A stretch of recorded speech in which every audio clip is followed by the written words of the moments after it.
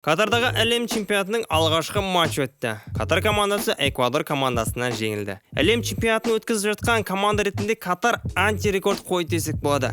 Себебі осы уақытқа дейін ұйымдастырып жатқан ешқандай команда әлі жеңіліс тауып көрмеген екен. Жалпы видеода матчқа анализ, қызықты оқиғалар және неше түрлі деректермен бөлісеміз.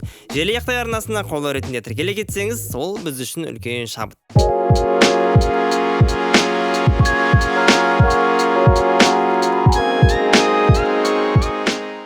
Футбол жанкүйерлері әлем чемпионатының алғашқы матчын қандай болса да тамашалайды.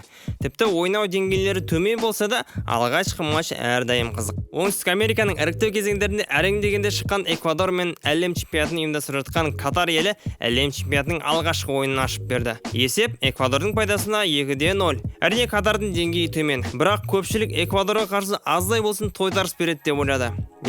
Ойын біз ойлағандай болмады. Жалпы ойынға 67.372 адам келген, бірақ стадион тек 60.000 адамды ғана қамтиды. Қалған 7.372 адам қалай сейді екен? Ол туралы ресми басылымдардың өзі осылай деп жатты. Бірақ кейбір басылымдар олар қателесті. Тек 57.372 адам келді дейді. Аса мән беретін жағдай емес, бірақ қызық екен және түсініксіз. Негізі матч алдында көптеген сыбыстар, әртүрлі бейресми басылымдар катарлықтарда ойынды сатып алды деп жатты. Эквадордың ойыншылары бірнеше миллион доллардың алды деген өсектер тоқтаусыз болды. Әрине мұндай оқиғаларға сене бермеймін, бірақ сонда да өте аз болсын күмән болған рас. Отбасы да тең ойнап беретін шығар деген ой келді. Ойын басталды, нәтиже 0-2. Әртүрлі сыбыстарға сенудің қажеті жоқ. Әсіресе ағылшындардың. Жалпы батыс аумақтың басылымдары өте көп жалған ақпарат таратып жатыр. Мәселенің бәрі сол Катардың ЛГБТ-ға жол жапқаннан ба? Ашылу салтанатына дәл осы жағдайларға байланысты көптеген жұлдызды әншілер келмейміз деген жайттары бар. Әншілерден бөлек көптеген абыройлы кісілер де Катардың ережелерін ұната қоймады. Мәселе осы сатып алынған ойын, ашылу салтанатына дейін жұмысшыларды аш қалдырды, немесе тағы да осындай миға қонымсыз нәрселерді батыс аумақ әдейі жасайды. Сол үшін лаж болса сенгің келмейді. Сонымен алғашқы таймның бастапқы минуттарында біз гол көрдік. Бірақ офсайдтан. Дәл осы кезде көп адамдар офсайд жоқ, не деген сұмдық, сатып алынған екен ғой деп наразы болып жатты.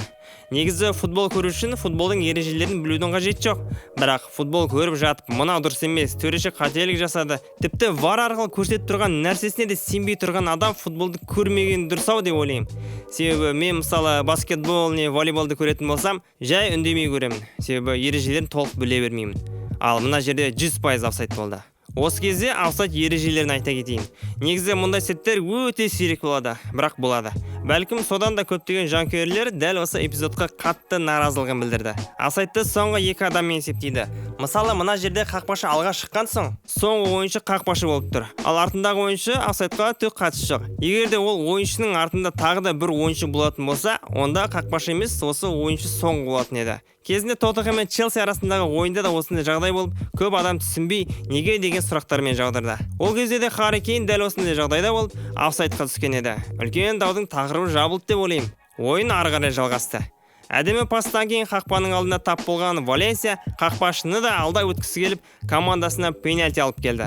Кезінде Вест Хэм, Эвертон, қазіргі таңда Фенербахчеде өнер көрсететін бұл ойыншы да тәжірибе мол.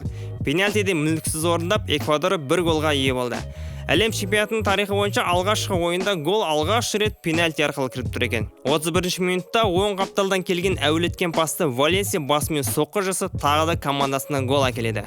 Голдар осымен бітті. Ал енді жалпы командалар қалай ойнады? Қазақстан құрамасы осы командаларды ұту мүмкін бе? Әр команданы Қазақстан құрамасымен салыстырғым келеді. Себебі егерде біздің ұлттық құрама Катарға баратын болса, қандай нәтижеге жетер еді деген қызықты ойын бар. Катардың деңгейі біздің КПЛ-дың кестесінің қақ ортасын алатын команданың деңгейі секілді. Осы уақытқа дейін әлем чемпионатына шықпай жүргенде осы екен ғой. Егер Қазақстанмен ойнайтын болса, Қазақстан, Испания, Германия секілді ойын көрсетер еді. Катардан ешқандай ойын көрмедім. Бір-біріне пас бере алмайды, соққы жасай алмайды, тіпті ойыншылары жақсы ашыла да алмайды екен. Эквадордың да деңгейі онда жоғары емес. Салыстырмалы түрде бұл ойында Эквадор тек 2 емес, 3-4 гол соғатындай мүмкіндік болды. Ал катарлықтарда бір ғана мүмкіндік болды-ау деймін. Қалған кездерінде жағдайы кешір мені болды. Жалпы байқағаным 1-2 жақсы техникасы бар ойыншылар бар. Келесі жылы бапкер солар арқылы ойнатады ма, білмеймін. Әйтеуір бір нәрсе жасамаса, толық 0 гол және 0 ұпаймен қалуы әбден мүмкін. Эквадор мен Қазақстан ойнаса, тең нәтиже не біздің құрам ұтып та қалуы мүмкін.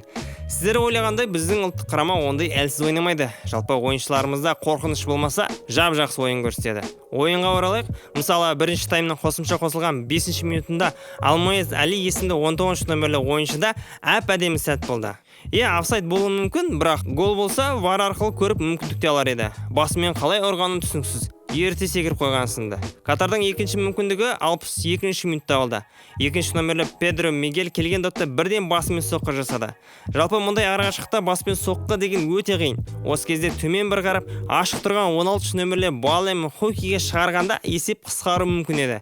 Бірақ катарлықтың соңғы шешімі басқа. 86-ші минутта қосалқы құрамынан шыққан 9-ші нөмірлі Мохамед Мунтариде жақсы мүмкіндікке ие болды дей алмаймын. Жарты мүмкіндік. Ол соны барынша пайдаланды. Ешкім бұл ойыншыны айыптай алмайды. Айыптайтынымыз тек 14-ші нөмірлі Хомам Ахметті. Себебі әуелеткен допты көрсе де еш қимыл жасамады. Түсініп тұрмын, соңғы минуттар шаршады, бірақ өз елің үшін ойнаған соң 90 минуттың бәрін тоқтаусыз ойнау керексің деп ойлаймын. 14-ші нөмірлі футболшы қорғаушы допты теппес бір жүгірген кезде 9-ші нөмірден пас алып, жай аяғын қоя салса гол болуы мүмкін еді. Бірақ 14-ші нөмірлі ойыншы бұл мүмкіндікті тіпті ойламаған да секілді. Мұны көрген Тен Хаг ашулы, әдеттегідей. Матч аяқталды. Алайда матч ортасында және матчтан кейін қандай қызықты оқиғалар болды? Матч ортасында Эквадор жанкүйері катарлықтарды мазақ етіп жатқанын көріп тұрмыз. Не ойын нашар деп жатыр, не ақшалы адамдардың ойыны осы ма дегенді айтқысы келіп тұр. Мұны көрген катарлық жанкүйер ашуланып шықты. Бірақ соңына қарай екеуі достасыпты. Бәрі жақсы. Одан бөлек бірінші таймнан кейін эквадорлық жанкүйерлер біз сыраны қалаймыз деп айқайлап жатты. Еске салайын, Катар елінде алкогольдік сусындар ішуге тыйым салынады, әсіресе стадион ішінде. Матч соңына қарай катарлықтарға отандастарының ойыны соншалықты ұнамады, өздері ұйымдастырушы болса да стадионнан шыға бастады. Ал матч біткен соң жапондықтар әдеттегідей арттарынан жинап, сыпырып тазалап кетті. Қайда барса да осындай әдеттері арқылы айналасына үлгі болып жүретін жапондықтарға құрмет. Біздің кішігірім анализ матчқа шығуымыз осымен тәмам. Желаяқтай арнасымен бірге болыңыз. Қолдау ретінде тіркеле кетсеңіз тіпті керемет. Алда уақытта әртүрлі қызықты матчтарға осылай шолу жасаймыз. Амандықта жолыққанша сау саламат.